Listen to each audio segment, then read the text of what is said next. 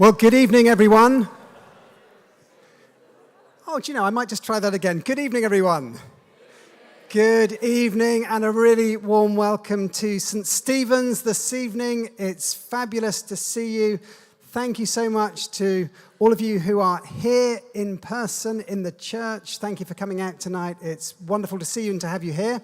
And also welcome to those of you tuning in, watching on the live stream from wherever you are. Really delighted that you can join in as well and follow the content of this evening from the comfort of your own homes or wherever you're watching this from. Huge welcome to you. Delighted that you can join us for our evening tonight. And this evening, as I'm sure you know, is all about how we can invest in and resource ourselves well when we think of the topic of our own emotional and mental health and well-being.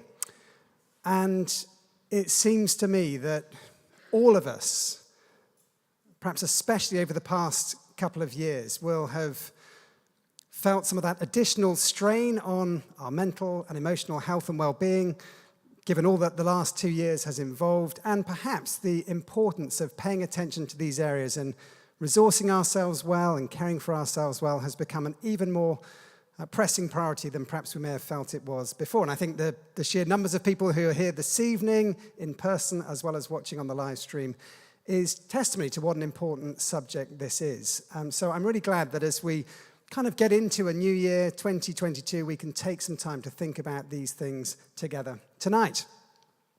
I also want to say right at the start that I'm really grateful to Fiona Smith, who's our social transformation pastor here at St. Stephen's, for coming up with this idea in the first place of having this evening. And Fiona's going to be helping to host the question and answer session that we'll be having a bit later on. And I couldn't be more delighted that our guest speaker this evening is Will van der Hart. Will is a director of the Mind and Soul Foundation. He's an ordained minister in the Church of England. He works, in addition to his work with Mind and Soul, as the associate vicar at St. Dionysus Parsons Green. I'm delighted to call Will a friend. We've known each other for many years, and he's become a friend really to many of us here at St. Stephen's. Will, we've really appreciated your input and teaching on occasions in the past, and I know I've benefited hugely from conversations we've had, resources you've pointed me towards, and just all the encouragement and the insight that you've given to us. I think Will brings a unique blend of that rich balance of Christian spirituality and all the best learnings and insights from the world of psychology. So we're going to give a really warm welcome to Will in a moment when he comes to speak to us. But I wonder if we could just take a moment to pray. I'd love to ask that the living God would just be in our thinking and our listening, our questions, our conversations this evening, that we might all take away something that will really resource us well, whether we're here in the room, whether we're watching from home. So can we do that just for a moment now?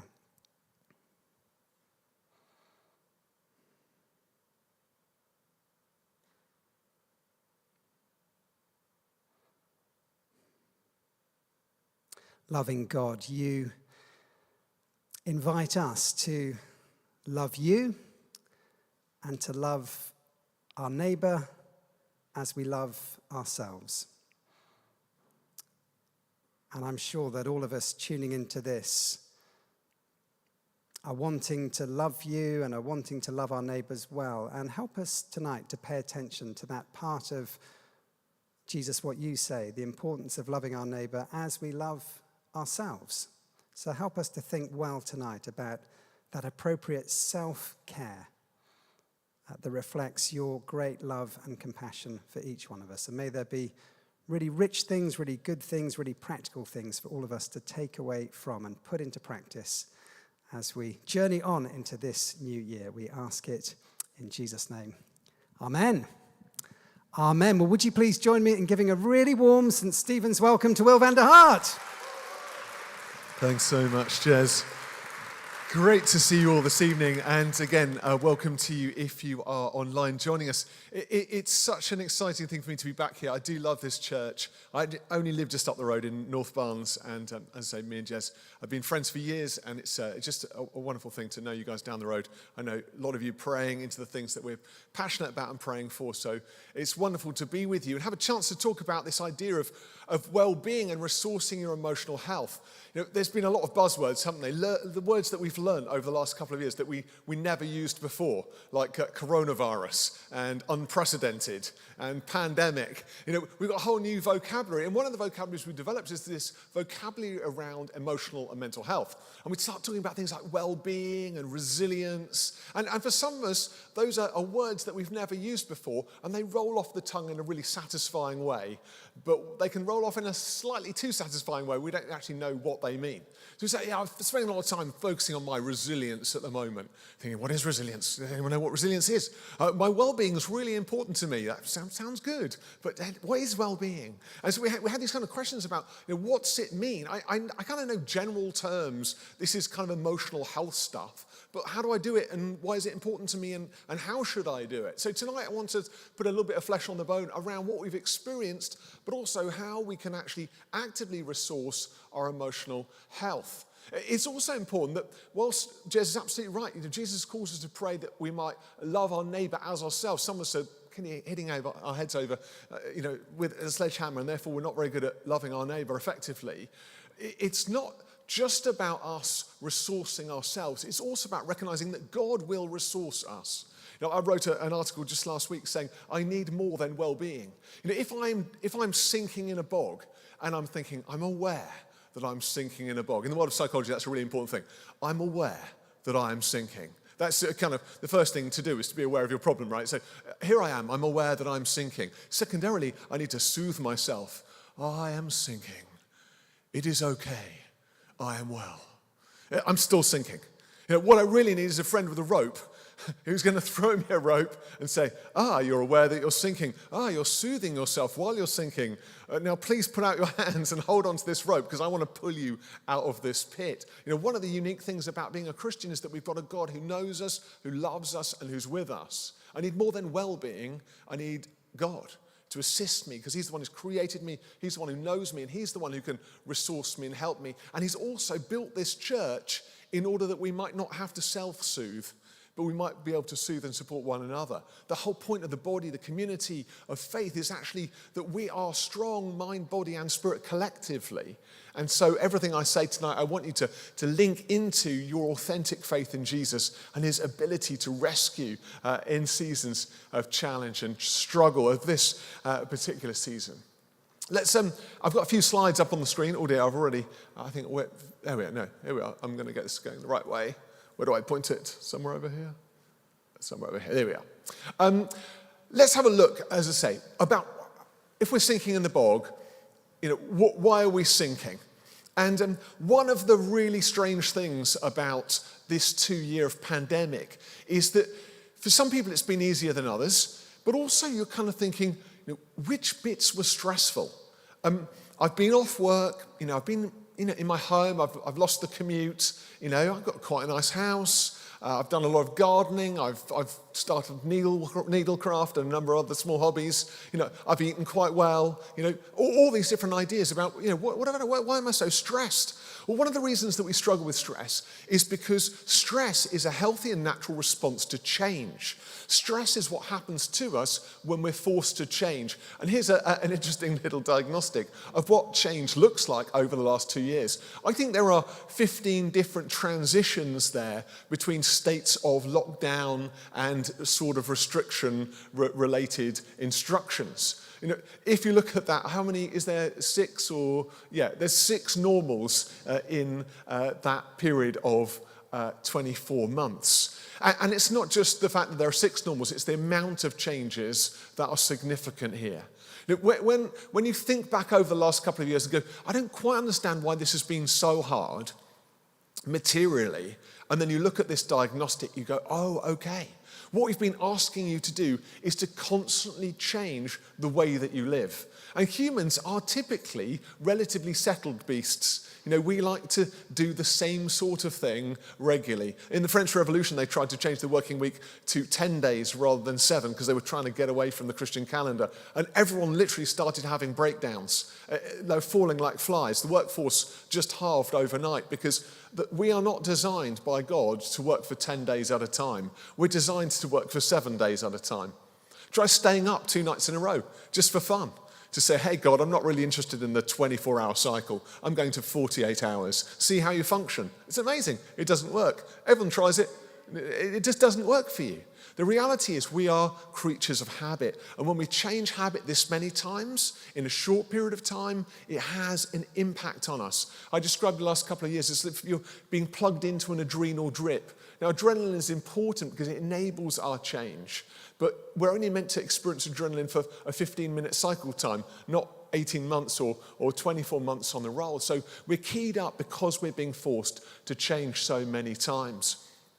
You can come to a seminar like this, thinking other Christians, they're like on the beach. They're doing better than me. Here they are, they're sort of zen in the sun, seeking the Lord. Oh, Lord, it's so good to be here. But I feel like this guy with this sort of massive piece of concrete on their head. Whenever we come to a session like this, there's the sense that other people must be doing resilience and well-being better than me. And it's slightly embarrassing. But I want to say to you, no one in real life looks like this couple on the right-hand side of my screen. This isn't an ambition for what resilience or well-being looks like. We've got to get away from these kind of flippant modern stereotypes that you see on your rolling social media screen for what someone who takes care of their well-being actually should seem like. And equally, we should get away from a catastrophic view of what our well-being looks like. Because if we develop this binary view that we're either kind of, head into the computer with a massive brick on the back of our heads, or equally we should be sort of standing in the sun, we've lost sight of what resilience really is. Because resilience is the ability for you to live well in the life that you're living, not to live some other life disassociated from your reality. Some of us give up on the idea of resilience and well-being just because we do a pressured job. Talk to any NHS doctor right now about resilience and well-being and you're going to get a little bit of a clip round the ear. I know that because my sister is a top doctor. My 2 brother-in-laws are, my sister-in-law works in the hospital as a physio. And I talk to them about resilience and well-being. They're like, yeah, we need some of that right now. But when I talk to them, I also recognize that they have a lot of that, even though they're living lives under pressure. We have not been designed for some sort of Zen life. God has created us, to be his representatives here on earth. He's prepared works in advance for us to do. And Jesus said, in this life you will have trouble. He didn't say, have a nice time on the beach. It's all going to be really kind of easy and smooth. But that doesn't mean that we have to forego what it looks like to be resilient people, because to be resilient is actually to be able to cope with the normal stresses of life. And that's what we're designed for. And we've got an amazing physiological and psychological system that will enable us to do that. Let's press into that a little bit more with the World Health Organization, who have devised a view, if you like, on what mental health actually looks like. I'm going to read it to you. Mental health is defined as a state of well-being in which every individual realizes his or her own potential, can cope with the normal stresses of life, can work productively and fruitfully, and is able to make a contribution to her or his community. Now, I want to know, is that what you'd expect? I'm not sure if you can the guys online see these slides as well? They can, amazing. Oh, that's great. I'm wondering, if you're online tonight, is that what you'd expect for a definition of mental health? Because when we talk about mental health, lots of people think there should be a list on there saying mental health is not being depressed, not being anxious, and not experiencing any unusual phenomenon in the mind, generally being kind of positive and balanced. That's what they think mental health looks like. But actually, mental health looks like something that looks very much like Christian discipleship. Have a look at those 4-fold categories again. Firstly, every individual can realize his or her own potential. I find that quite interesting. That actually, when we come to faith, we realize, who God has created us to be. We find our potential, I believe, in him. Secondarily, can cope with normal stresses of life. That means we're created to deal with the trouble that this world offers us. And actually, we've got systems, as I say, within us, psychological and physiological and spiritual, to manage difficulty. Paul found the secret of what it is to cope with the normal stresses of life, although they were quite abnormal. Shipwreck, sword, prison, earthquake, general disaster. And he said, I found the secret of being content in all circumstances. That's incredible resilience right there. Thirdly, you can work productively and fruitfully. And the scripture says, again, it's good for a man to sit under his own vine, under his own fig tree. Actually, it's good for us to plow the furrow. Don't turn back. Keep doing the labor. Don't stop. Keep on keeping on.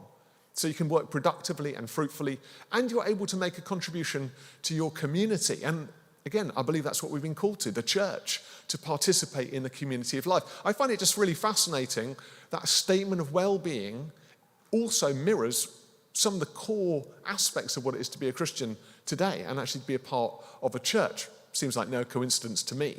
But I also want to point out that this is not about pathological features. It's not about saying you have a measurement of wellness according to the existence of psychological illness. Because actually you can struggle with a mental health issue or disorder and have high levels of resilience and well-being. Quite a lot of people do. I actually have a diagnosis for a mental health condition called GAD, Generalized Anxiety Disorder. I've had that diagnosis for about close to 20 years now. Doesn't actually affect my life particularly anymore, but effectively you could categorize me as someone who has a mental health problem. Yet I have high levels of resilience and well-being. And so what I want to help you all to understand is that categories of mental health or mental illness don't necessarily associate with what we're all responsible for, which is our well-being and resilience. This issue is the 100% issue. It's something that we're all responsible for. And in previous generations, there was an idea that physical health was kind of important. We gradually got that message about smoking and about, cooking with lard and things like that. But physical health became an important thing. And then we talk about spiritual health in the church, but we didn't talk much about emotional or mental health. When I first had an anxiety breakdown in 2005, I was a priest. I was a very young priest. But I remember the response to my breakdown was both physical and spiritual, but not mental. Some leaders told me that I was too tired, needed to sleep, which was hard. And other leaders told me that the devil had probably got into my mind and that we needed to cast him out, which was frightening when you have an anxiety disorder. But the reality of the necessity of my recovery was based on some simple psychological principles, and I made a great recovery. And at that point, I started asking the question, actually, if this is how I experience life as a priest, what must be happening in the congregation? I'd not met another Christian who had a mental health problem. And then as soon as I started talking about it, a lot of other people came out and said, I go and see a psychiatrist, but don't tell the vicar. Don't tell anyone here. I keep that bit of my life separate from the church. And so I was thinking, why are we keeping that separate? Because actually God is in all of this. He's in the work of the psychiatrist. He's in the work of the doctor. He's in the work of the priest. And actually we have a duty of care to mind, body, and spirit. So it's all of our responsibility. But mental well-being and mental health is not defined by the existence or the lack of pathological or treatable features. It's demonstrated by this fourfold model of realizing potential, coping with stress, working productively, and making a contribution to community. And in explanation for why the last couple of years has been so stressful, I want to point out that some of these things have been specifically inhibited. So if you've struggled with anxiety, it's entirely understandable. But struggling with anxiety can seem a bit tangential to your experience unless you understand it in line with this particular diagnostic. Why am I anxious? Well, potentially I'm anxious because my potential has been oppressed. So if you're unable to fulfill that fourfold model of mental health and well-being, of course you begin to struggle in the mind, body, and spirit. So if you're unable to realize your potential, you're experiencing what we call oppressed potential here, where your circumstances are stopping this metaphoric balloon from rising. And your potential, if you like, is the interplay between your calling, your mission, your vocation, and your purpose. We could probably spend hours working out what the difference is between those four things. But let's say they all land centrally in your potential. When we fail to rise, when our potential is inhibited, we begin to feel discordant internally. And I wonder whether tonight you can reflect on that personally. Maybe it was staying at home to work. Maybe you're a parent of small children and you normally work in an office. And suddenly you're trying to homeschool 3 small children and get your normal day job done on a computer. Maybe you're a homemaker and suddenly your wife or your husband is sitting in your front room making a horrible mess on their computer all day. And your children are not going to school. They are making a horrible mess in every other room in your entire house. And the ability you have to make that home is inhibited. Your potential is being oppressed. Maybe you're a church leader and suddenly your church is empty and the Archbishop of Canterbury is waving at you from his kitchen in Lambeth Palace, which is very uncomfortable for you because you want to be in the sanctuary. You want to be in the place of the Eucharist. You know, when your potential is oppressed, you begin to feel discordant. Think about that in any other setting and you'll realize how discordant it can be. Imagine you find social settings quite difficult. It's hard for you to be yourself. And you're a dinner that lasts for 2 years with awkward family members. Imagine you're an extrovert and you've just landed on a desert island for 2 years and there's not a single soul around you. Extrapolate from your normal state of being, from the realization of your potential, a circumstance that lasts 18 months or 2 years, and you realize what it feels like to face the challenge of a global pandemic like this. It's easy right now, as things are again beginning to unlock, to sort of diminish what we've been through. But I really want to encourage you to acknowledge the significance psychologically of what you've experienced and recognize that the stresses you've been facing are not normal stresses. Now, friends of mine, I've worked with a psychologist and 2 psychiatrists, as Jess said, they've all been noting to me that their clinical clients have been coming in, or new clinical clients have been coming in saying, I'm just not coping. The assumption is that they should be coping. And my friends and clinicians have been saying that the level of what we call normal stress today is 2 or 3 times higher than the level of normal stress in 2018, 2019. Therefore, the sort of, if you like, manifestations or the features of psychological dis-ease are matching the reality of people's experience. They're saying, surely I need some medication, or surely I need some therapy. And actually lots of clinicians are saying, no, what you're experiencing is in line with what would be expected for someone who's experienced this level of stress for this amount of time. So if you're feeling on edge or discordant as a result of what you've experienced, you could say that that is natural and normal given its significance. And a key part of us recognizing and enabling our well-being and resilience is about acknowledging how we're doing in line with what we're experiencing. And this is why the global pandemic has been so confusing. Because if you're in terrifying circumstances where there's obvious and immediate threat, it's easy to understand why life has become so difficult.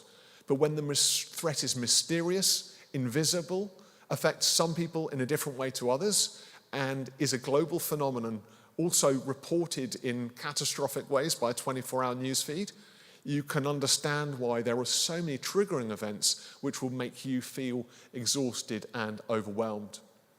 Now, I'm aware that there's a group of young people in here who are hopefully going to go and spend some time talking about their experiences around well-being, hopefully relating themselves to this fourfold model of the World Health Organization's view on health and well-being. I think you maybe want to make your way out at this juncture and have a chat about this. And again, my encouragement to you is to talk about your ability to respond and this idea of being plugged into the adrenal drip for this long, and then hopefully that will assist you as you continue your conversations. Thanks so much for being here. Well, for the remainder of you who aren't going out with the young people, I'd love you just to take a moment, just to, in groups of 2 or 3, or maybe just with the person next to you, just have a little conversation about what you've heard so far with regard to oppressed potential, and maybe identify one way in which you felt the pandemic disabled you from rising, if you like, from reaching potential, or from reaching normal potential, or from enabling new potential and new vision. Just have a chat with someone. Find one way in which you found the pandemic an oppressive experience with regard to your potential.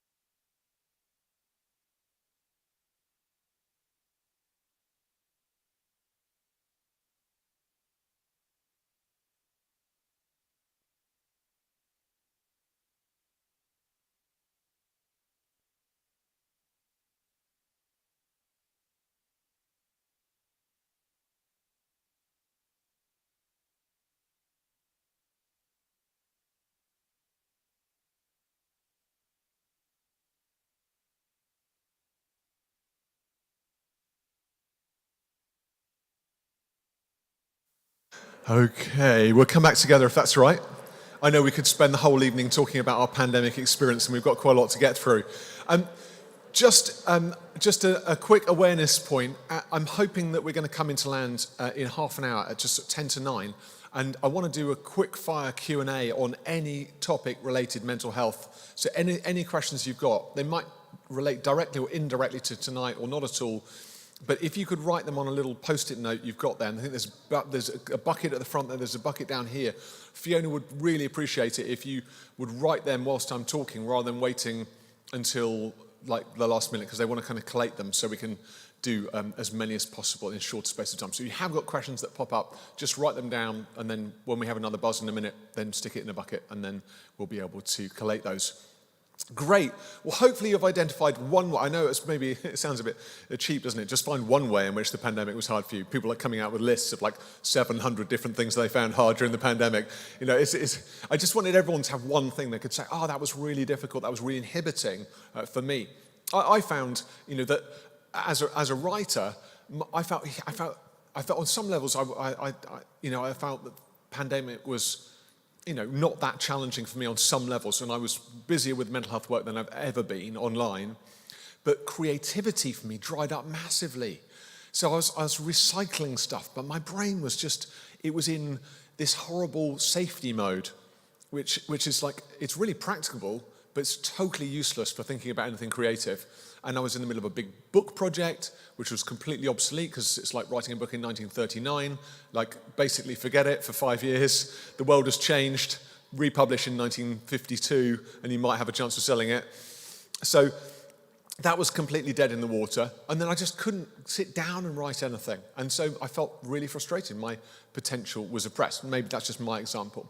Let's think on about superpowers and super vulnerabilities. Because what we often find when our potential is oppressed is that we push the thing that we're particularly good at, and we think, I'm going to break through. I'm going to use what I'm great at to break through this particular obstacle or difficulty that I'm faced with. I think about Superman. You know, he came from planet Krypton, but then when he landed on Earth, his great vulnerability was kryptonite. So when Lex Luthor wants to sort of disempower him, he sort of waves a piece of kryptonite in his face. And one of the great challenges we have with emotional health and well-being is that when we're faltering or when we're struggling, rather than acknowledging that difficulty and recognizing our need for help, we often activate our superpowers. We think, oh, I'm strong, I'm gonna fight my way through this, or I'm gonna just press more determinedly into the area of life where I have particular expertise. So very often our superpower becomes our super vulnerability because we can use it to, if you like, cover over the reality of our particular struggle. And in this way, people overwork when they're starting to really struggle. And husbands and wives, well, why are you working late again? You're exhausted. I know, but I just have to get this done. Have you found yourself saying that? No, it could be done anytime over the next 3 weeks. But I just feel like saying, no, it has to be done now. Because actually, I'm in this sort of adrenal pattern of needing everything to happen right now. If it's parenting, suddenly you become the helicopter parent from hell, and sort of like you're, hanging over your child, telling them everything that they should do now, and what they haven't done yet, and they're going, Mum, get off my back, or Dad, stop bothering me, just leave me alone. But what happens is, as we become adrenalized, adrenaline's what floods our bodies when we are facing threat. It sharpens us up to then outwork whatever we tend to feel is our particular strength. So we do more of what's killing us rather than less. We overextend ourselves in the face of threat and challenge. Now, in normal time, this also happens. So key markers for where we're starting to need to apply principles of self-care are often when we are beginning to overextend ourselves. And sometimes that's confusing, because sometimes we can fool ourselves into believing this overextension is winning.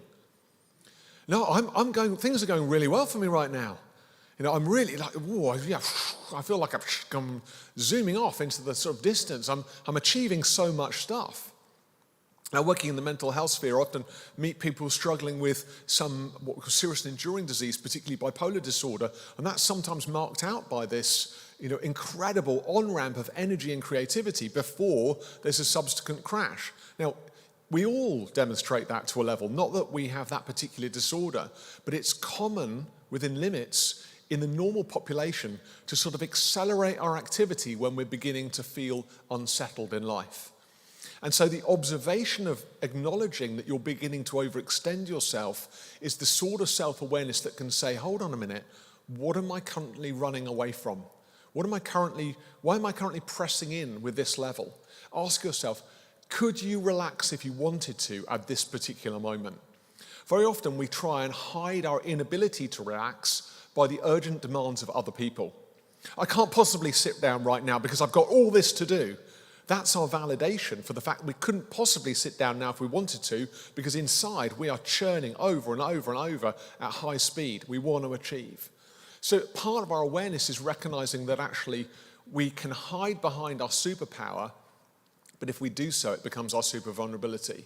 And so we need to recognize when we're under threat, we're likely to use that tool to try and move us away from doing what we really need to do, which is to begin to bring ourselves back down, not push ourselves right up. When I was coaching into this topic back in May 2020, I was using something called the traditional phase of collective trauma response. I was involved in the London bombings in 2005 in the restoration part of that, and that was the initiator to my anxiety breakdown. I was subsequently working with Bishop Graham in Grenfell for a couple of years on a team called the Healing Minds team, which was a multidisciplinary team which joined together first and third sector partners. And those were individual traumatic events, and we saw them track through between impact, when the bomb went off, when the fire started, the heroic phase, where people help others in an incredible way and do all sorts of amazing things to enable other people's safety and well-being, into the disillusionment phases of how could this happen, why has this happened, into rebuilding phases of seeing restoration of community, and not yet with Grenfell, but certainly with the London bombing, some sort of wiser living phase. Now, this is the wisdom on how we respond to normal traumatic events. But part of the complexity of what you've experienced is actually 3 micro models of the first 3 of those, but not the last 2. So you had an impact phase, a heroic phase, and a disillusionment phase. Anyone bake sourdough for the first time? First few people? Yeah, gardening and Joe Wicks and all that stuff. We did that really well. Really big heroic phase through the summer of 2020, if you remember. And then towards the end of the summer, disillusionment started coming up. Oh no, people were angry. And then suddenly back into another phase, impact phase, autumn term 2020, back into lockdown again, really short heroic phase this time. A couple of people got criticised for clapping the NHS, you know. It was like, what happened? What went wrong? No one's baking sourdough anymore. Something's happened. And then massive disillusionment phase, which just went on and on and on. And then we had the next impact phase going into the next lockdown, Christmas time. Hardly any. No one was a hero. Like there's no, even Father Christmas. There was no heroes out there. It was just all disillusionment. So we had 3 cycles of that. And what we missed was any sort of rebuilding sense and any sense of wiser living. And obviously, we're still somehow bumbling around what is now a 4th one of these microcycles. It's incredibly hard to overestimate the exhaustion that comes through the longevity of that kind of model, because we're naturally designed for optimism and restoration. You know, we're restoration people. I believe that. God's called us to be restoration people. And so part of our oppressed potential is just this feeling of like, is it ever going to get any better? And the good news from history is that pandemics typically don't last more than 4 years. You're all just going, oh no, what do you mean? Don't you mean 3 or like maybe 2.5? But we have to recognize that this is the long haul, and what we cannot do is wait it out. So one of the classic ways in which we don't look after ourselves is what are called the boom or bust model. And this was well in existence here in London before the pandemic. This is, I'm going to work ridiculously hard, 24/7, 365, and go to Greece for 2 weeks in the summer. That's it. It's going to be great. 2 weeks in the sun. Ooh, my batteries are so recharged. Brilliant. I'm doing fantastic now. 2 weeks in Greece, a couple of souvlakis, and I'm feeling fantastic, ready to take on the world. I want to tell you that idea of a boom or bust mentality towards well-being doesn't work. Actually, what we need to do is retreat every day. We need to work every day on our mental and emotional health. We need to take time every day to restore and rebuild. We need to take time every week to take a longer time to do that, every month to do a slightly longer amount of that, every quarter to do even longer amount of that, and every year to do at least one extended period of that. Then actually, just like sleep, we cannot neglect ourselves throughout consecutive 24-hour periods. We have to be active in our ongoing well-being.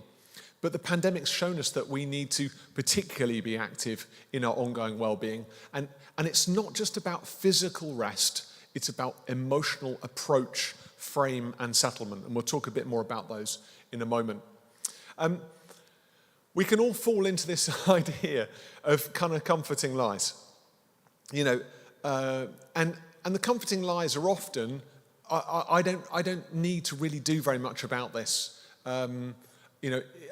This won't affect me, or, no one in my family's got a history of mental breakdown, or Uncle George, he's so resilient, he lived through both world wars. I'm just like Uncle George. We love comforting lies that help us not to take responsibility for our emotional selves. The unpleasant truth was probably outlined by Holmes and Ray in the Holmes and Ray scale, where they identified what are called life change units. And they said, look, if you spend less than 80 units in an 18-month period, there's a pretty much zero chance you're going to have a nervous breakdown. Spend 150 life change units in an 18-month period, and you've got a 50% chance of emotional health breakdown. Spend 300 points or more, you have an 80% chance of emotional health breakdown. That is a reality. They scaled it, they did all of the surveying of all their patients and clients, and they found that was a reality, that actually we all need to take care of our emotional health, and that no person can, if you like, outfox the Holmes and Ray scale just because they happen to come from a robust British family or whatever it is that they believe. This affects all of us, and actually, on one level, it's very scientific and relates firmly and fully to the amount of stress and extension you experience over a particular time frame. You've all experienced extreme levels of stress and pressure. Now, that doesn't mean that you're all going to have some sort of emotional, psychological disturbance as a result. But what it does mean is we all need to be prompted to take specific care of our mental and emotional health to make sure that actually we're dealing with all of those things that we've worked through and walked through over this last period of time. Hans Selye, a really helpful psychologist, identified what we call the general adaptation system or syndrome. And he said there are 3 stages to this system. He said, firstly, we have what's called an alarm response or a fight or flight response. You've probably heard of that. Secondly, we have what's called the adaptation phase, which is when we put up resistance to the things that are stressing us. That's when we're likely to use the Superman kind of, I'm going to fix this, I'm going to make everything better approach. And then there's a final stage, which is just exhaustion when we're overwhelmed by our experience. And many of you guys tonight will just be feeling like, oh yeah, I'm in number 3. I just feel exhausted by all this. I can't kind of imagine how I can carry on trucking. The key thing about this is that we recognize that we don't spend all of our time in resistance to stressor. So if you imagine this hot air balloon is tethered to the ground, the natural thing to try and make it rise is just to pull the chain and apply more effort. It's like, I just need more fire. I'm going to rise. I refuse to be beaten down by this thing. But of course, if you're tethered to the ground, it doesn't matter how many times you pull the chain, you're just not going to rise. So a key perspective here to enable our health and well-being is to acknowledge the significance of the experience that we're having, and rather than trying to resist the experience, take a different frame, reframe it. And in this, part of this is saying, actually, I need to change my approach, and actually I need to change my pattern of care in order that I can manage this ongoing stressor for a longer period of time. Now, I'd love you to buzz again with your neighbor for a moment, maybe about something that you've done that's enabled your calm or your peace as a result of the level of extension that you've been feeling. It might be a hobby that you've taken up over the last couple of years. It might be a friend that you've been calling specifically. It might be a walk or an exercise you've been doing, or it might be just something in your head, a visualization technique. But I'd love you just to share something that you've done, if you like, to adapt to the level of oppressed potential that you've experienced that's given you some life and health. So something that's been a blessing. I got a dachshund. It's called Magnum, and initially I refused, but that's of no purpose and meaning in my family. So I now have a dachshund who is actually super sweet, and I've become great friends with him, and he's been incredibly good for my health and well-being. I could tell you about him for a long time, but I'm not going to. I'm going to let you chat just for a few minutes. Something that you've done that has relieved pressure and enabled you to stop pulling the chain of your own effort, but has changed the way you felt in the context of the pandemic.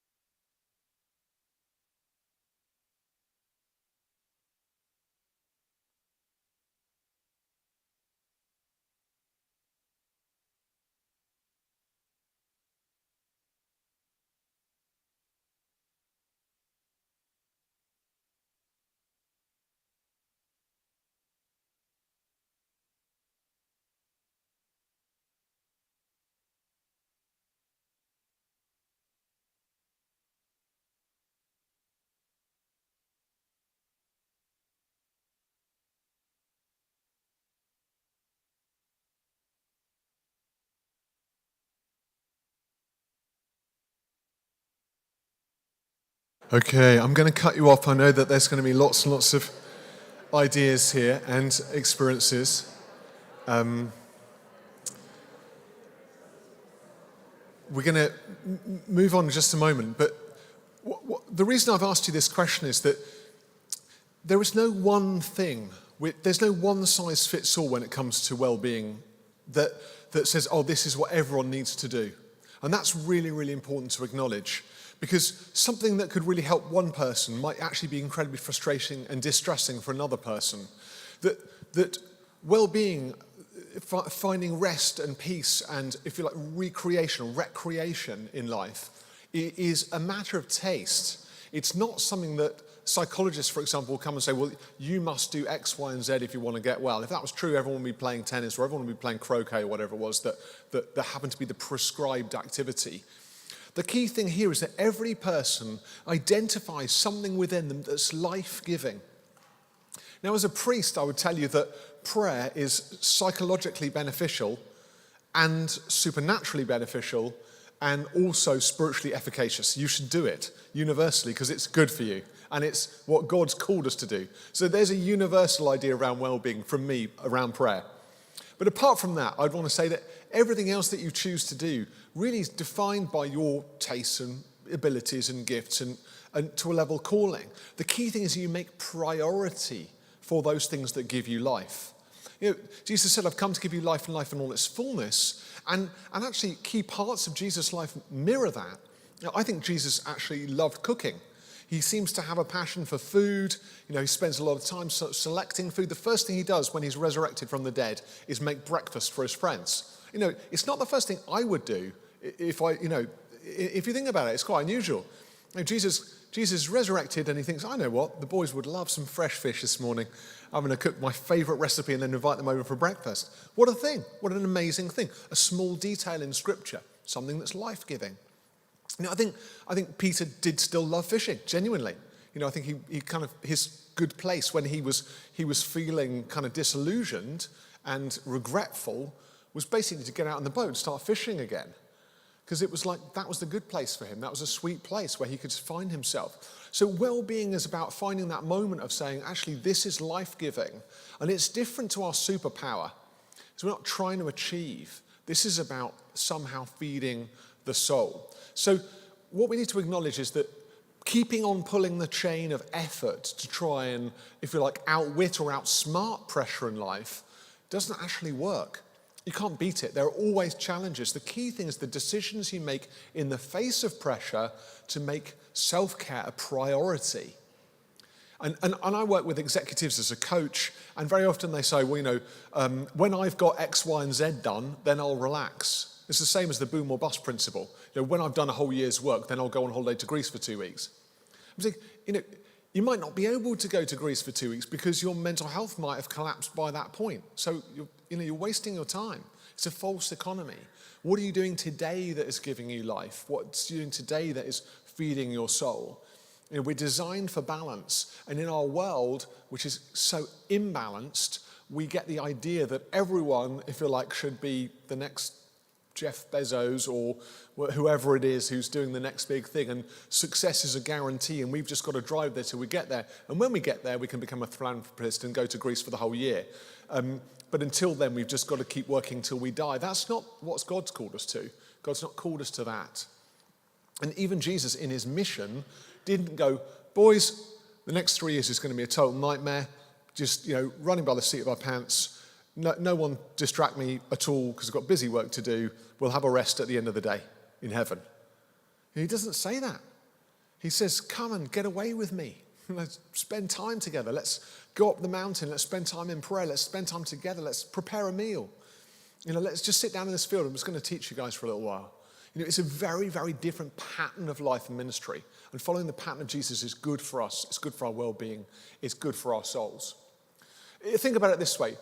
We have not been designed to be idle. Actually, did anyone do GCSE physics or slightly before? A few people remember Hooke's law. Spent a lot of time balancing weights on springs. It's about the only thing I remember about physics. Hooke's law, Newton's. Completely useless because no one actually weighs anything in newtons. But that's probably because it's not actually a weight, it's a force. Anyway, I still don't really understand the whole thing, but the key point was that you could put this weight, which was actually called a force or something like that, on a spring, and you left it there, and Hooke's law was proven when the spring stopped returning to its original shape. Like, you basically had to say, well, look, a spring is only a spring when it's under load, otherwise it's just a coil of metal.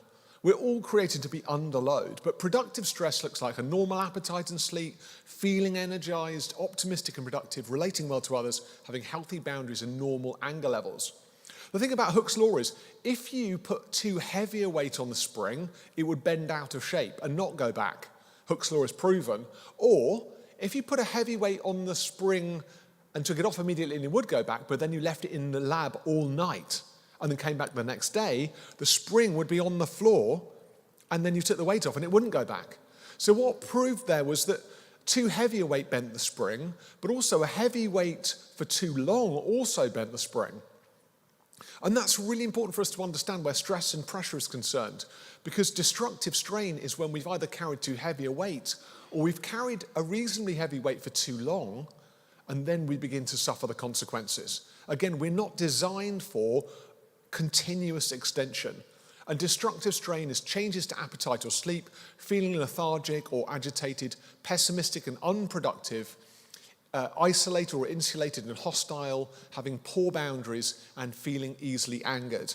If you are concerned about your mental health and well-being, and you identify with destructive strain, my encouragement for you is to go and see your GP, book a double appointment. You can do that if you ask for a mental or emotional health related appointment. Have 20 minutes to talk to your doctor about what's going on and seek their advice and counsel. Particularly the top one is a really healthy one to acknowledge. Changes to appetite and sleep are nearly always an indicator that our emotional health is beginning to really fluctuate. It's not just having one bad night's sleep. It's if you really aren't able to get to sleep for a 2-week period, and if your appetite has changed significantly, both not feeling hungry, feeling like food is distasteful, flat or bland, or feeling the urge to keep on eating all the time as if your appetite is never sated. So they're things to think about. But we are designed to be under load, but we're not designed to be permanently under load or under too heavy a load. And so this is a key thing about how do we find balance in a pandemic. If we're constantly plugged into 24/7 news feeds, we're basically applying unnecessary destructive strain. My mother-in-law forced us to watch Gardener's World, and Monty Don became my friend over lockdown. I haven't watched it since, but I've got to tell you, I was pretty into those petunias whilst we were watching. I was impressed. I felt calmed. I had the urgency to switch over to Sky News and to watch what was going on, but my mother-in-law insisted that I went through the seasons of Monty Don's Garden. And I've got to tell you, it was good for me. What's interesting, it was a well-being choice. It was an actual decision to do what didn't feel natural for the sake of a good benefit internally. Now, there are 4 things you can also do to start unloading in a difficult season. The first one is competition. That actually competing when you're under significant pressure is deeply unhelpful. It keeps your balloon on the ground. If you're a leader, it can be, competing in a time where actually everyone's fighting a fight. You don't start a competition in the trenches with people you're fighting alongside because you're divided yourself again. In a pandemic, starting a new form of competition is to divide all your energy against a new front. Some people, though, compete even in terms of well-being. The heroic phase of lockdown 1 is like, look at my sourdough. I remember watching another parent on the home school who got all of her 4 children to dress up in their school uniforms at the table and sit in a line. And I remember looking at my children, and it was like World War III had just broken out. And I remember feeling so depressed. I was thinking, oh my goodness, why aren't my children doing what that lady's children are doing? Like the competitive spirit in me came alive. Right, kids, everyone up to your room. Everyone put on their school uniform. Yeah, just pretend. Just sit quietly, just for a minute. I'll take a screenshot and I'll share it. It was that kind of feeling, like, how can I fox everyone into believing that I've got this down? Mental health and emotional health can become a sort of weird pseudo-competition. Church can become like that. The vicar's standing on the door and you've just had a terrible week and he says, how are you, Mrs. Jones? Oh, I'm really well, Vicar. Jez, I've had a really great week, thanks. Really? How did that happen? Well, I need to say everything's okay because I can't say anything isn't okay because, well, other people worry about me and, so-and-so's doing really well. We have a spirit of competition within us and we have to recognize that our emotional health cannot be subject to the spirit of competition. We have to say, actually, I'm not doing so well. I need a bit of help. That's okay. Competition is often driven by what we call the inner critic. Each of us have got an internal narrative which is kind of commentating on our life experience. And depending on your childhood experiences, that inner critic can take on a life of its own. And sometimes the inner critic is the sort of internalized voice of a critical parent or a critical teacher. And the inner critic is never satisfied. Nothing you ever do is ever good enough. And often the inner critic will be commentating on your experience of survival and telling you you're not surviving well enough. Oh, other people are doing better than you, John. Come on, John, smile. Oh, come on, John. Oh, you're such a sour-faced John. Come on, John. Show everyone what a good sport you are. So this isn't someone else. This is the inner critic in the mind commentating and denigrating someone's attempts to do something better. And we can actually challenge the inner critic. We don't need to agree with the inner critic. And I believe prayer is a great weapon against the inner critic. We need to absorb what the words of Jesus are over our lives rather than the words of our family histories or our school histories. and say, actually, Jesus would speak to me with compassion and encouragement right now. He's not going to be saying what my inner critic is saying to me. But one of the hardest things to do is to find the voice of Jesus versus the voice of the inner critic. And sometimes you need a caring friend to do that with you. Say, I keep saying to myself this, what do you think? Do you think that's what God would say to me? And they'll say, no, that's just something from your history. You need to let go of that. If we're fighting that battle of surviving or trying to do well, the inner critic is there nibbling at our heels, and we have to kick it away. Thirdly is what we call catastrophizing. Now, this is a danger to me. As I said, I have an anxiety disorder, and anxiety disorders are, I feel like, an overestimation of future threats. We talked about being plugged into the sort of this adrenal drip throughout the pandemic. And part of the kind of experience of that is presuming or attempting to undo magically things in the future that haven't happened yet. I think Corrie ten Boom said something like, worry doesn't steal tomorrow of its problems, it steals today of its strengths. So it's this thing that leans us towards trying to resolve things we cannot resolve. And catastrophizing in the pandemic was really easy. Because it was like, I think there's going to be a new mutation, another variant's coming, I'm sure it's coming. What can I do to stop it? We imagine the next step. And it's very hard, even just with those different stages of change. There's going to be another lockdown. According to some people, there was sort of 175 lockdowns over the last couple of years because they were constantly predicting there's going to be another one. Oh, John, there's going to be another lockdown tomorrow. And it gets away with you. It feels really weirdly cathartic because what you're doing is basically taking the worst possible outcome and sort of making yourself familiar with it. So it feels slightly less threatening. But actually what you're really doing is firing up your adrenal system again and kind of getting ready for a problem that's not really going to happen. I love it in Matthew 6:34, Jesus uses, what psychologists today would call cognitive behavioral therapy. He says, don't worry about tomorrow. Tomorrow will take care of itself. Today has enough problems of its own. What he doesn't say is do not worry, which is what a lot of people say that he says, but he doesn't say that. He says don't catastrophize. Don't worry about tomorrow. Tomorrow will take care of itself. Today, he says, has enough problems of its own. And what he's actually asking you to do is be presently minded. He's saying actually acknowledge the problems of today, apply problem-solving techniques to those. That will help you. But don't try and apply problem-solving techniques to things that haven't happened yet. Tomorrow can take care of itself. It's a brilliant piece of psychology from Jesus, but what else would you expect? Don't catastrophize. It will just exhaust you and diminish you. Fourthly is what we call compulsive activity. I've talked already a couple of times about the the superhero complex. Compulsive activity is when we just can't sit down, where we just keep on doing stuff.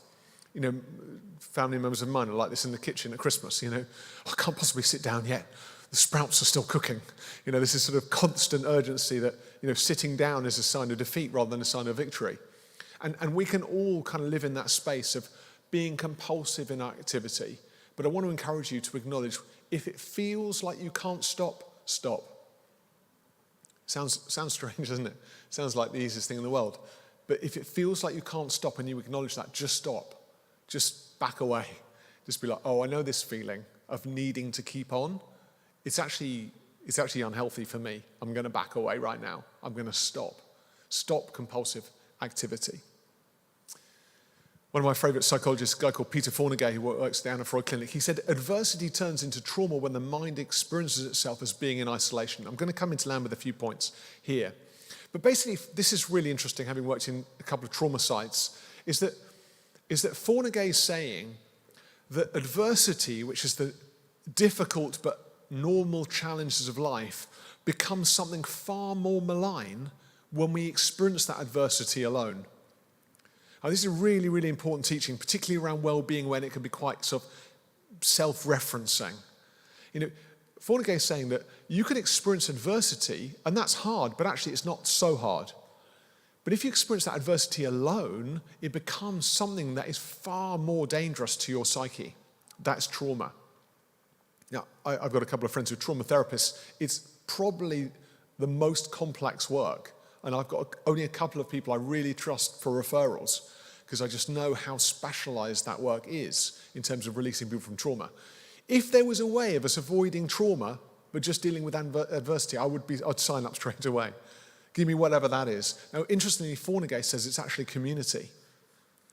He says that the antidote to adversity becoming trauma is collectiveness, togetherness. And that's where the church and our faith have such a core part to play.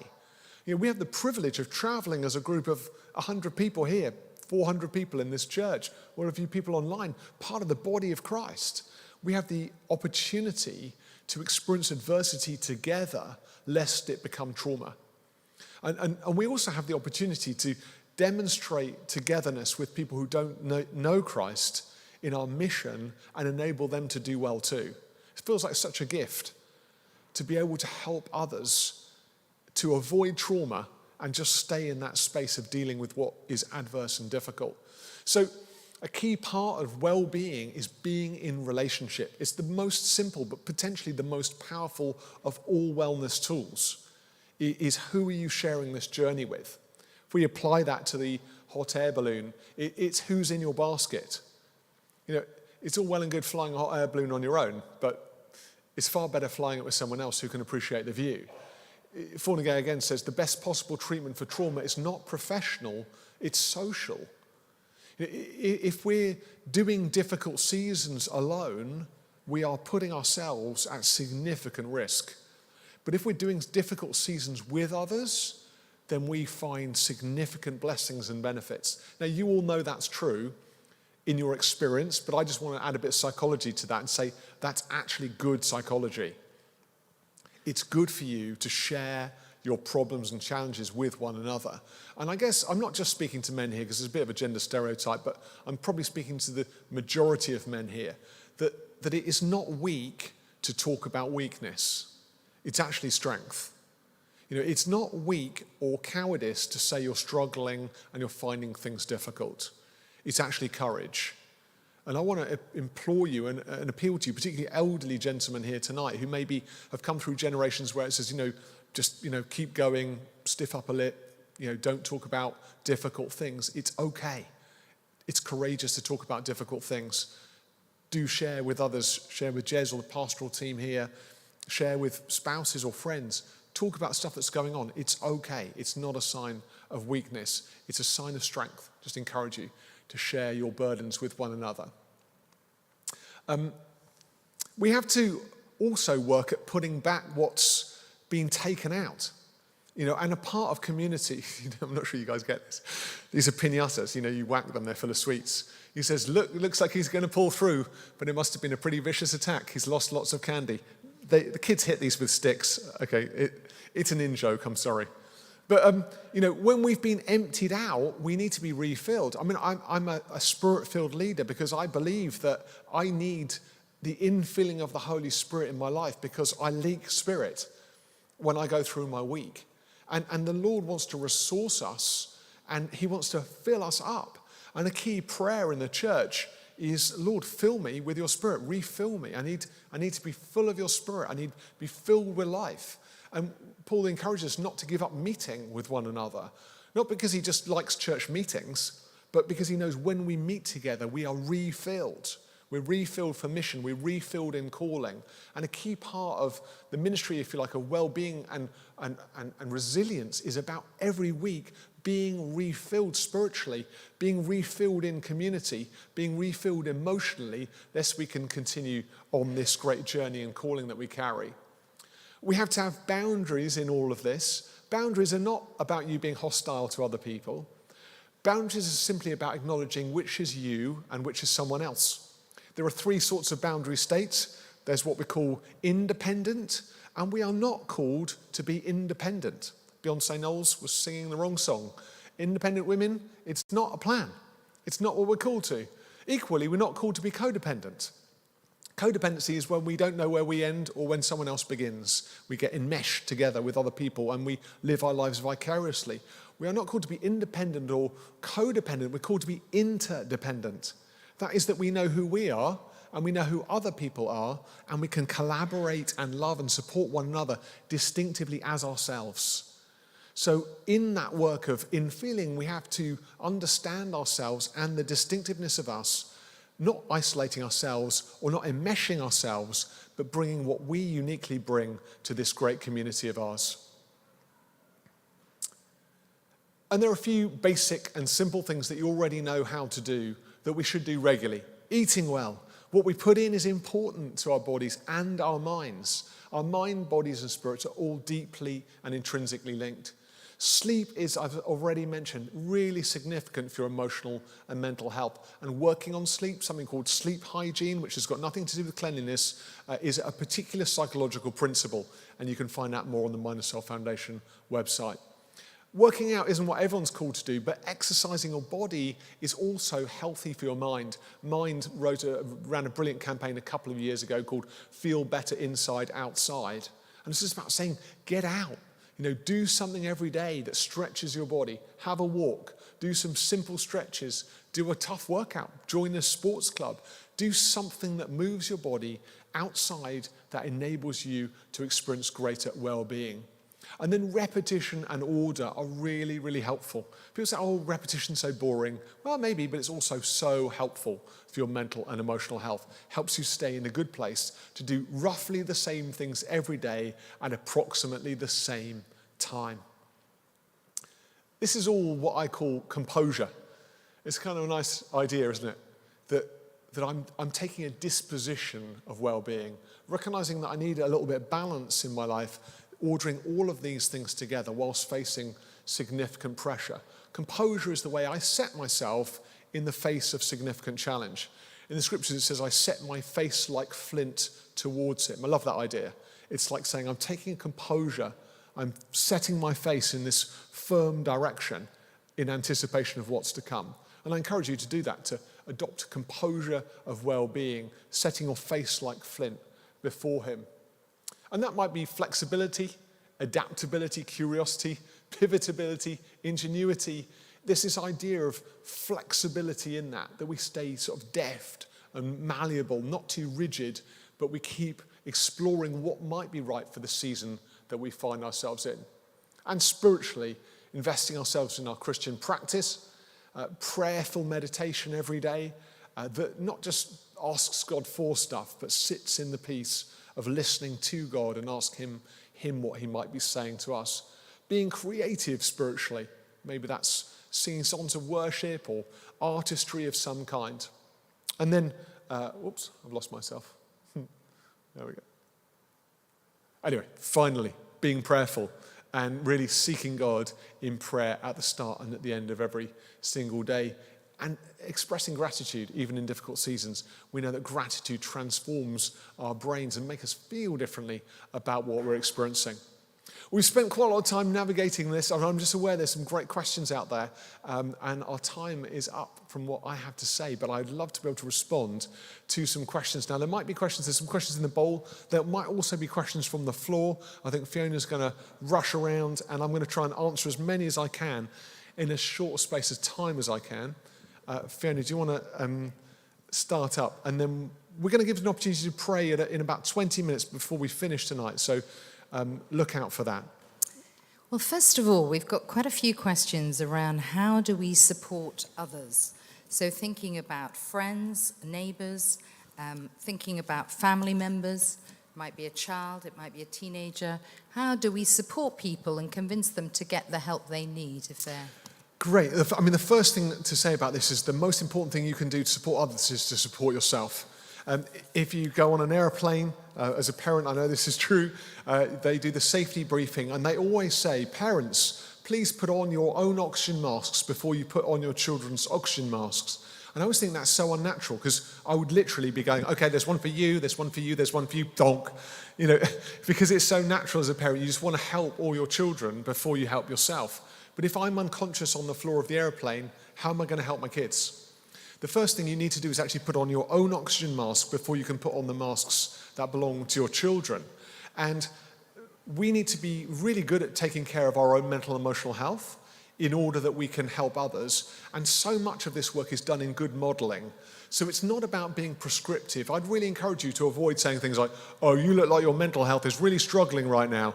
That's going to damage someone's sense of self-esteem. But if you're taking care of yourself and you invite other people to participate in activity, that can really help them. To say, hey, look, would you like to come with me for a swim down at the Lido this week? I'm going to go there. I tend to do that quite regularly. It makes me feel good. Or, hey, can I take you out for breakfast and would you like to have a walk with me? So trying to involve people in the good practices that you've already adopted. Try not to think too much about prescribing other people good activity for them, and try and work at inviting them into the good activity that you've already undertaken. And sometimes, just like your faith outworked, people will say, oh, you seem to be doing really well through this. What's the secret? And then you can say, oh, well, actually, I do these things and they really help me. Great. I've now got a few from our older youth here around the subject of anxiety, and they're asking things like, what are some practical ways to deal with anxiety? And what can fix your anxiety? What Okay, can sort it out? How can you fix it? So let's say whistle stop on anxiety.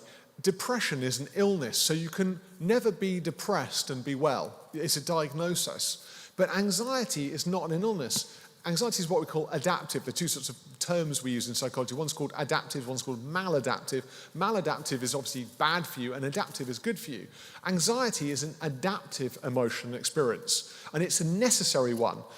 If you think about a meerkat colony, it's got sort of some meerkats that are searching for grubs. They're being productive. Other meerkats are lying out in the sun. They're in the recovery phase. And you get these little sentinel meerkats that stand on the top of the colony. They're looking out for eagles or foxes, and they're in charge of security. And when the sentinels squeak, all of the meerkats, it doesn't matter whether they're asleep or whether they're being productive, go down into the burrow. If you didn't respond to the sentinel, what would happen to you? Well, you'd be eaten by a fox. So your security system has preeminence in your body, and that's essential. The trouble for people who are struggling with anxiety is that their security system is working perfectly, it's just working too perfectly. It's, if you like, overactive. It's a bit like a car alarm. A car alarm should go off when a burglar smashes the window. But if a car alarm goes off when a squirrel runs past the tyre, there's a problem. And what often happens to us when we're highly stressed is that the system responsible for anxiety, which is called the limbic system, gets over-energized, it gets a bit overexcited, and therefore it tends to trigger off under stress when there's no real threat. And there's two aspects to that particular system, the limbic system. There's what we call the sympathetic and the parasympathetic system. Now, the sympathetic system is what we call fight or flight. That's the system that fires up and floods your body with adrenaline within a quarter of a second, and it gets you ready to fight a bear. Now, the opposing system is what we call the parasympathetic, and that's also known as the rest and digest system. And you can artificially stimulate the balancing system, the rest and digest system, by engaging in a process which is both cognitive and also practical and physical. So the process goes a bit like this. I'm suddenly feeling adrenaline. The natural response to that is to tighten up my muscles to start hyperventilating. The reason for that is my main muscle groups want lots of oxygen so I can run away from the bear really quickly. My eyes begin to dilate so I can see better in the dark, and my hands and feet get cold, clammy, and tingly because the blood in my small vessels is traveling away from my extremities and towards my major muscle groups, particularly my heart. Now, if I allow that process to take its course, I go into full-blown panic. But if I suddenly realize what's going on and I aggressively relax, what I do is I unfold, I tense and then release my muscles, and I begin a process of what's called diaphragmatic breathing. I can reverse the process of the fight or flight mechanism, and I can instigate the rest and digest system. Diaphragmatic breathing is things like the 7-11, when I breathe in through the nose for 7 and out through the mouth for 11, or what's called box breathing, when I breathe in for 4, hold for 4, out for 4, hold for 4. And 3 or 4 cycles of each will absolutely transform what's going on in your body and in your mind. I might also visualize a scene which is calming to me, like fly fishing. And that might help me whilst I'm doing the breathing exercise to begin to bring my adrenal levels down back to normal, and then I begin to feel much, much better. My breathing begins to stabilize, and actually the anxiety and panic begins to move away. So that's a whistle-stop tour through how you can, if you like, counteract some anxiety. But one of the ways in which we struggle with anxiety is because it's a feeling, particularly young people feel the feeling and then they panic about the panic. So it becomes a snowball. you experience anxiety and you think, oh my goodness, I'm having a panic attack, I'm having anxiety. And so you identify a normal phenomenon in the body as a problem. And the result there is that you actually get anxious about your own anxiety. And my encouragement to you is to actually acknowledge the feelings, become aware of them, begin a process of unfolding and uncoupling. Take what I call position 1, which is sitting in a chair, both feet on the ground, hands palm side up on your thighs, and shoulders back and breathing diaphragmatically. And then you've acknowledged the circumstance and you begin to bring the anxiety down. And as soon as you feel like you're in control again, you just begin your normal day, carry on as you were. The more control you get, the less frightening anxiety becomes. The more out of control anxiety feels, the more overwhelming it becomes. So the key part of the journey is beginning to work out the anxiety, understand it, and then find ways of moving from sympathetic into parasympathetic. And there's a whole load of stuff on the site about that also within my book, the Worry book that I wrote with Dr. Rob Waller, about how to get yourself out of anxiety and panic. Great. Okay, next. This is from a couple of parents now. So it's about talking about mental health and supporting mental health for children and young people. So my child, who has a mental illness, asked if he was ill. What do I say? How much do I tell him? And then in relation to young people, are our young people more vulnerable, less resilient, or the other way around? And how should we be supporting them as parents? So let's go general first. I think it's really important to recognise that young people are incredibly resilient, but they're going through circumstances which are particularly challenging.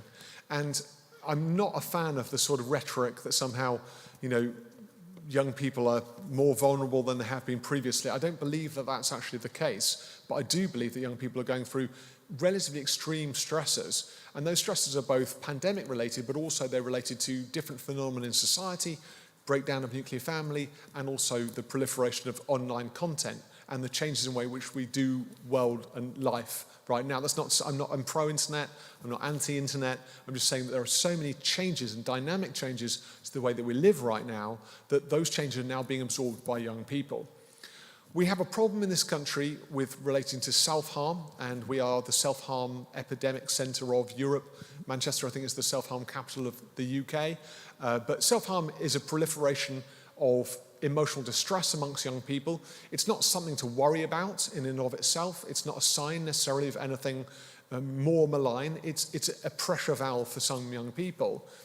But it is an indicator that there are challenges that young people are facing that are matched by a lack of opportunity to talk about their experiences. And what we have to see is an improvement in what's known as CAMS, Child and Adolescent Mental Health Services in this country, because the waiting lists and the thresholds for support and treatment are far too long and far too high. But we can also support our young people's mental health by providing settings where they feel able to talk without judgment. And the key challenge to every church and every church leader is, are we enabling a conversation for our young people where they don't feel judged, they don't feel, if you like, clinicalized, where they don't feel somehow scrutinized and therefore having to have everything escalated? Have we created safe spaces for them to talk about their mental and emotional health? And those safe spaces aren't necessarily their own homes. I would say to parents, just because you love your kids and they love you, it doesn't mean you're the right person for them to talk to about some of these challenges. I know some parents find that really hard to hear. They feel really offended. But actually, often children need to speak to someone else. It might be their youth leader, it might be a school counsellor, it might be a professional counsellor, but you just might not be the right person for them to talk to about it.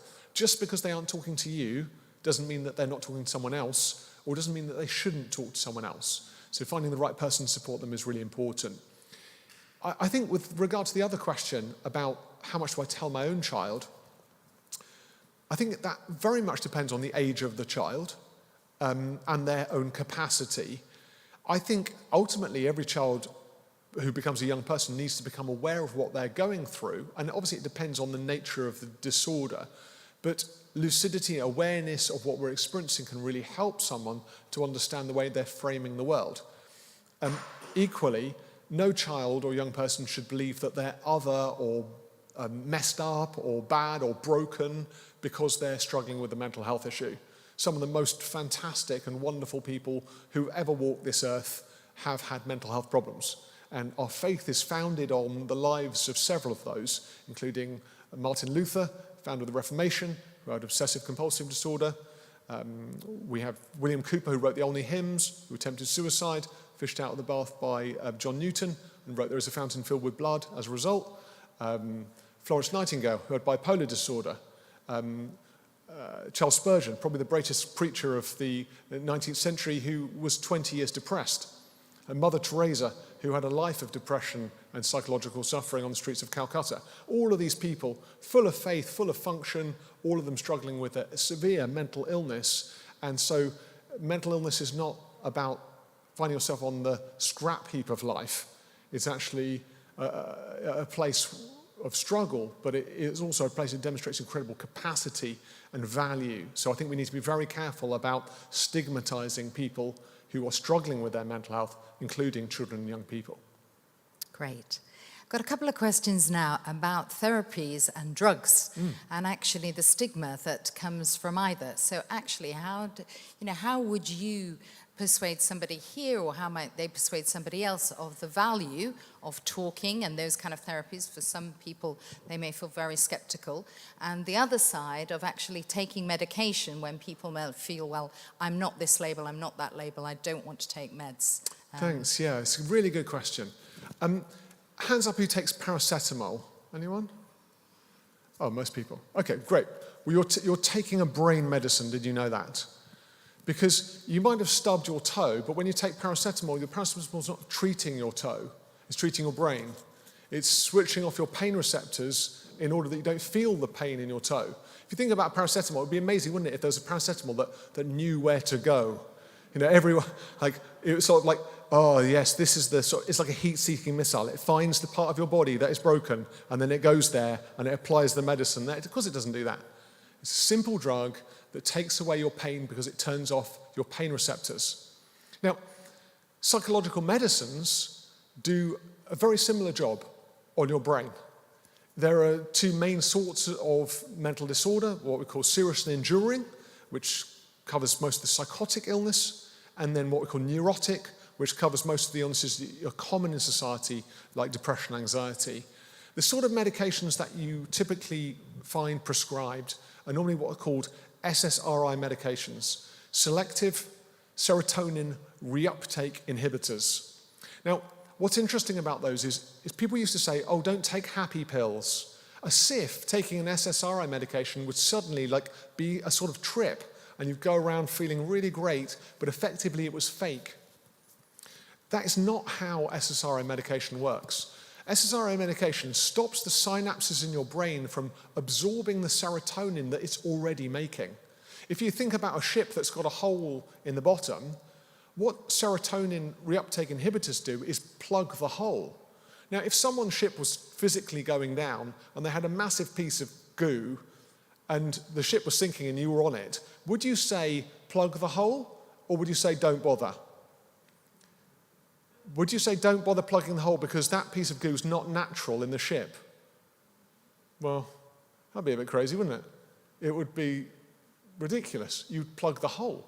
Now, what SSRI medications do is they effectively plug the hole in the synapse, which is absorbing the serotonin before it's activated by the neuron. This works a bit like two baseball gloves and a baseball. The baseball flies from one synapse to another, that's the neuron, slaps the glove, activates the neurochemical, which makes you feel.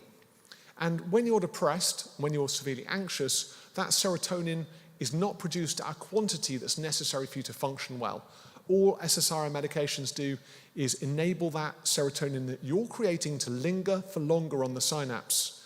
Now, that's just an example of one healthy psychological medication which your doctor will regularly prescribe you. They're things like Prozac, like citalopram, like sertraline. These are common drugs which are only necessary when a doctor deems them to be necessary. I would suggest that you listen to what your doctors tell you. They don't prescribe drugs willy-nilly, as people suggest that they do. Every individual who receives proper psychological screening and is offered medication should listen to their doctor's advice. And there isn't a more Christian way of getting well from psychological distress. just as much as there isn't a more Christian way of getting well from cancer. You don't say, no thanks, I don't want your chemotherapy, I'm just going to pray away the pain. You say, I'm going to pray, but I'm also going to receive the appropriate treatment. So I really want to recommend a positive approach towards medication to you. I would also say, having spent lots of time with people with serious psychiatric disorders like schizophrenia, bipolar disorder, dyspersonalization disorder, the wonders of medications like lithium to stabilize and enable people to live a really full and wonderful life are incredible. I think we should be celebrating that reality and not diminishing it. So I want to encourage you to have a positive view about pharmacology and what it can do. Therapies are also really, really helpful. And NICE guidelines suggest that the best treatments for anxiety, depression, for example, is a combination between SSRI medication and cognitive behavioral therapy or talk therapies. And I've had experiences of both psychodynamic psychotherapy and cognitive behavioral therapy, and I can tell you I've never had a bad experience, and I've had both Christian and non-Christian therapists in the past. And I would say to you all, what you want is a good therapist. Think about doctors. When you go to a doctor, do you say to the receptionist, hello, I'd like to see a Christian doctor, please?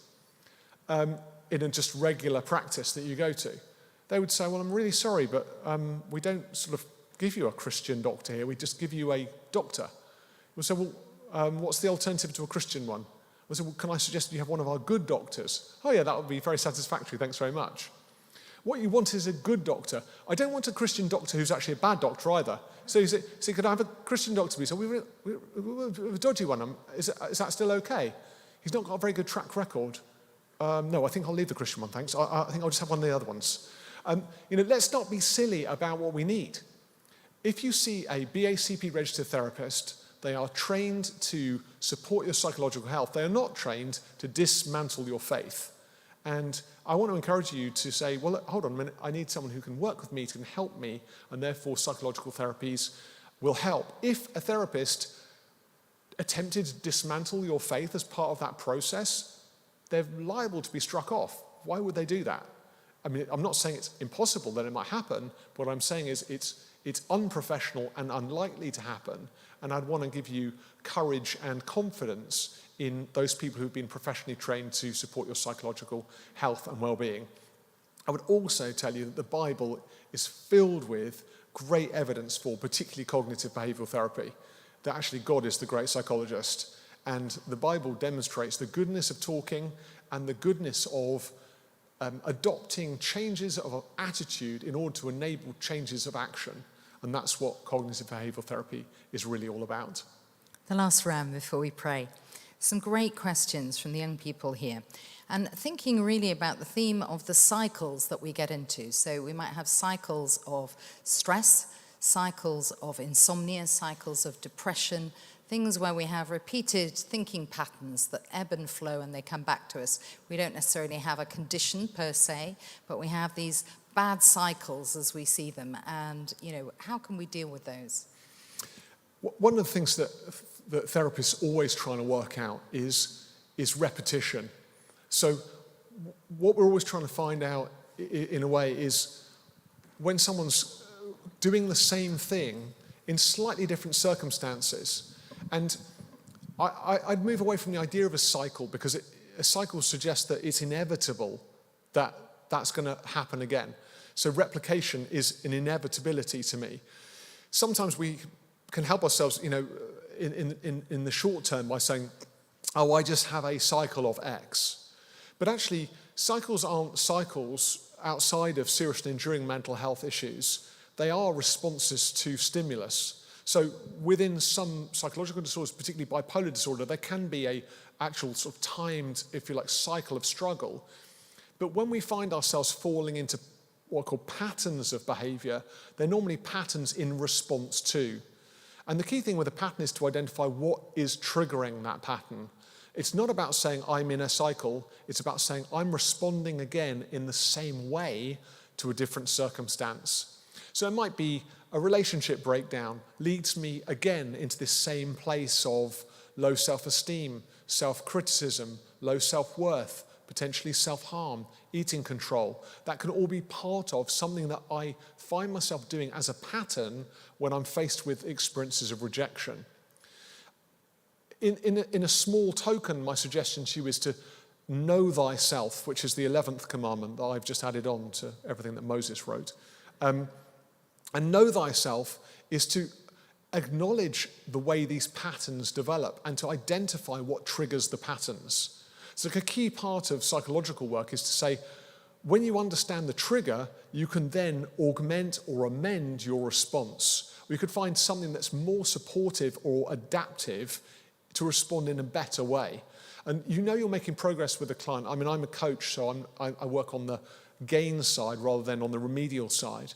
But you know you've made a breakthrough with a client when they said, oh, you know that thing that I always used to do? I felt tempted to do it, but I decided to do something differently. It doesn't matter what they've done. You're like, that's it. It's like ring the bell. That's the moment. Because you've identified a way in which you've responded, and then you've chosen to respond in a different way. And when you're young, your emotions can be a bit like a runaway train. They can feel like they're overwhelming you to respond in exactly the same way. As you get older, you find that you get a little bit better at augmenting that response. But you still have the power to make a different decision, to say, actually, I'm going to talk to someone as an alternative to doing what I did before, or I'm going to change my action here because I know that action leads me to do this and then that and then something else. So look for patterns, but don't assume that they're cycles. You are part of your story, and how you respond might appear to be a cycle now, but actually it's something that you can amend and change. So my encouragement with this is practically to journal. I know that might sound really boring, but there's something really powerful about writing down experiences, particularly difficult ones. Because amazingly, when you're going through a difficult experience and then you get your journal out, you can go, oh, that's really amazing. I had exactly that same feeling and I responded in exactly that same way 18 months ago when this happened. And that knowledge of what happened before and what's happening now can make a change for what's happening next. But equally, if you're finding yourself in really powerful and destructive patterns, then it's time to talk to someone else and say, I find myself running this way over and over again and I want to find change. I want to make a break. That's a really short answer to a really important and long question, but we're going to take a break right now and pray. So I'd love to invite you to stand if you're able.